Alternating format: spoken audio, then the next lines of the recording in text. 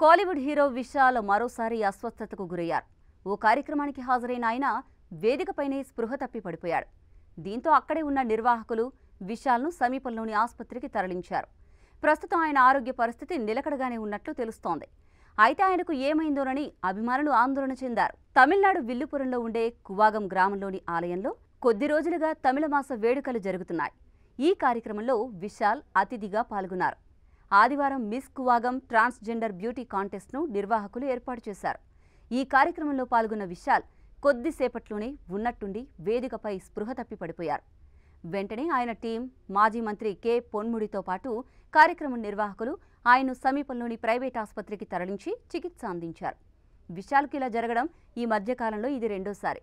Madagajaraja cinema ప్రమోషన్స్లో Vishal చేతులు వణుకుతూ చాలా నీరసంగా కనిపించిన సంగతి తెలిసిందే.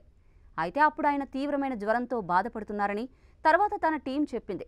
కానీ ఇప్పుడు ఆయన స్పృహ ఎందుకు తప్పిపడిపోయారు అనేది తెలియదు.